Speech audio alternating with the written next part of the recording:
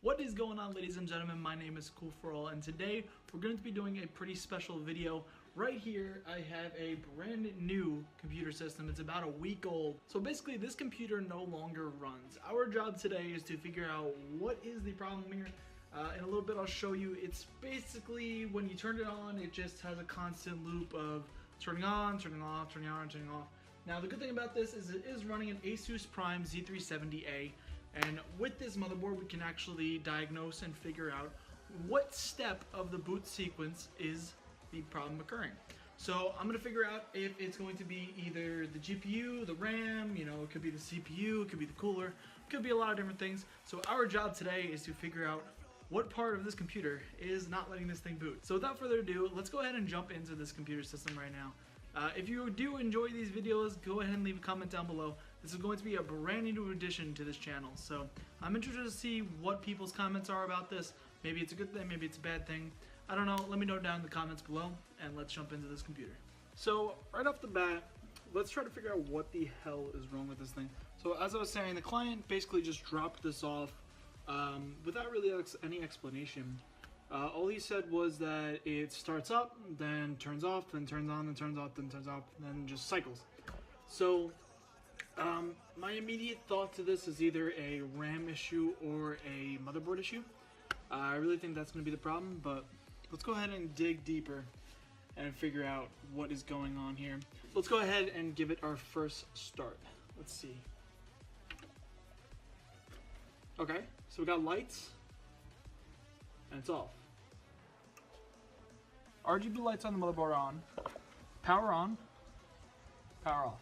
Okay, interesting. Now, one thing I am noticing is that on the motherboard, it does have its own little checklist on the motherboard itself. So if we look at the top here, there's a little light up here. It goes CPU, RAM, VGA, and then the last one is boot. So CPU, RAM, VGA, boot. Now what's happening is the light starts on CPU, then goes right up to RAM, and then stops. That's where it turns off at RAM. So what I'm thinking is, it's either the RAM is defective, which isn't allowing it to boot to BIOS, and I think that might be a problem. So that's where we're gonna start. Dude, I don't even know how to go about this. This is crazy. Are you guys seeing this? Let's take this RAM out. There we go. Wow, this is heavy RAM. Holy crap. Alright, so we are working with some G-Skill Trident Z RGB. Let's see, DDR4 2400 speed at 8 gigabytes. So we're here running 16 gigabytes on this system. So if the RAM is defective, that will be causing the motherboard not to boot to BIOS, which is a problem, which I've encountered this problem as well. Sometimes if your RAM doesn't work, you're not going to boot to BIOS. So that could absolutely be a problem. Alright, so basically what we're going to do is we're going to put one of these sticks in and see if either one's defective, if the slots they were in were defective. So yeah. There we go. There we go. Okay, one RAM stick's in. Alright, let's take a looky now. We got one 8 gigabyte stick in the different slot now. Let's see if we can get a boot. Alright. Power is on. Here we go. Let's see if it's the RAM.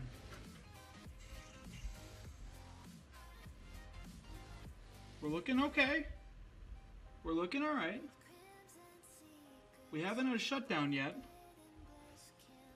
We gonna post? Yo, we posted. Let's go, baby. Let's go. That was the fastest I could think of. Oh my god. No way. We just got a post.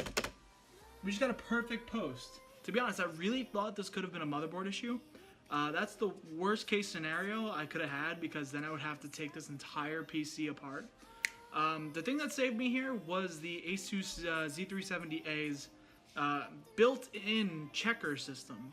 I don't really know what it's called, to be honest. I'm gonna say checker system because basically that's what it's doing. It's checking every single component as it boots. So when that light stopped at RAM and shut down, I knew it had to be the RAM. Wow, I'm proud of myself. Let's go take a look at the BIOS. Hello? Okay, here it is. So this is the ASUS BIOS. Let's see what we got. So we're running a i5 8600K CPU at 3.6 gigahertz. Not too bad. That could probably be, it's okay. So I could definitely overclock this if I wanted to. Again, this is a client's computer, so I'm definitely not going to. Now this is interesting. The G.Skill RAM is running at 2133 megahertz, when in fact it is 2400. So that's interesting. You could just turn off the, some motherboards have it set to auto start at 2133 and then you gotta overclock it. So our motherboard temperature is sitting at 22 degrees C and our CPU is sitting at 24 C, not bad at all. On load with this NZXT cooler, you'll probably hit around 50 to 60 degrees Celsius under, you know, high demanding games and stuff like that. Let's plug in our other 8 gigabytes of G.Skill RAM and see if we can get a boot that way. I'm wondering why it wasn't booting last time. It's either maybe the slot is broken or maybe the RAM just wasn't plugged in all the way, which is a possibility. I've done that before. I haven't pushed my RAM in all the way. Sometimes it happens. Let's go ahead and shut this down and see if we can get it running with 16 gigabytes of DDR4. Power on, RGB lighting, and here we go. Moment of truth. And 3, 2, 1. Whoa. Alright, we got RGB on the RAM. Come on, you can do it, baby. You can do it. So even if this left one was defective or dead, it would still post to BIOS. Why this isn't posting to BIOS right now is baffling. Oh, that's so weird though, because even if they were in a different spot, it should post. This is the oddest thing I've ever seen, to be honest. I guess we'll put the RAM next to each other? Oh, I hate how close they are. I hate that. Ew, that's so unsettling. But we need to try it. Here we go. 3, 2, 1. And... nope. No white light. We cannot post with both of them on. Another thing I want to do is check the DIMM slot. Now, we know both sticks of RAM are fine.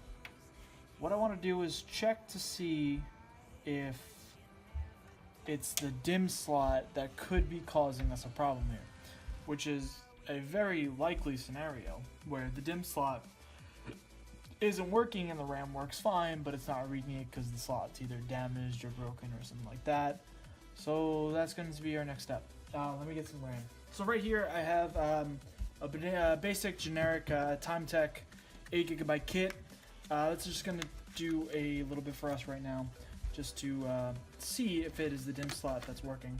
So we're going to go ahead and stick both of these puppies in and see if that's our problem. So basically what this is going to tell me is if this boots up first try, then that's going to tell me that this one of the sticks definitely has a problem, or the motherboard has a problem. Alright, let's give it a try. Let's see.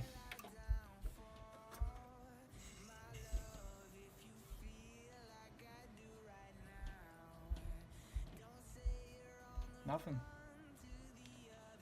So it's gotta be the motherboard. Yeah. Yep. One of the motherboard's DIMM slots are not working. That is the conclusion I'm coming to. Because these two sticks I know work for sure. I tested them on my other gaming rig and I know for a fact that these two sticks are working perfectly fine and there's nothing wrong with them. We do not get a post in the B2 DIMM slot. So I think we have narrowed down our problem after 30 minutes of you know, finding out the kinks, trying to figure out what's going on. I think we have finally figured out what's going on. So basically, this computer can only boot with one stick of G.Skill RAM because the setup is basically A2, B2 dual channel configurations for this setup. Words are hard, okay? Alright. So since you can put something in B2 but not, since you can put something in A2 but not B2, it's not, you know, functioning.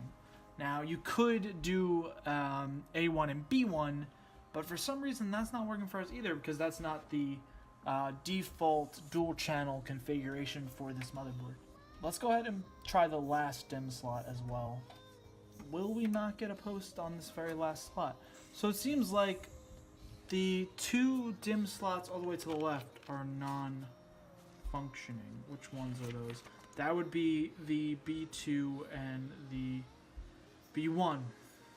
So the B1 and the B2 DIMM slots are not working. Looks like those are blown. Right now it's in the A1 and it's working fine. Let's try putting it in A2 as well. So by that logic, if we put this RAM stick in the B2 spot, that means that it should theoretically boot.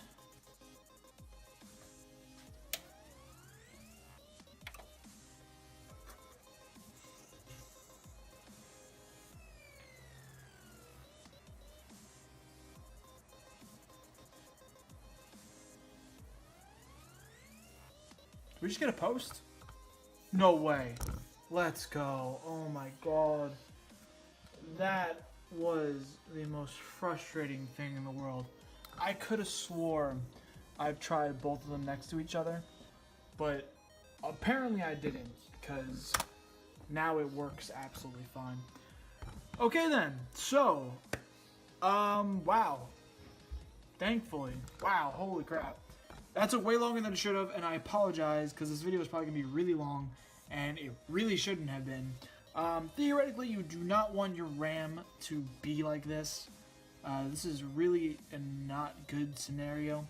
The two DIMM slots on the left are definitely broken, so I'm going to recommend him to basically send in the motherboard as an RMA and get those DIMM slots fixed because if you ever wanted to upgrade your RAM in the future, you know, you really can't because they're broken.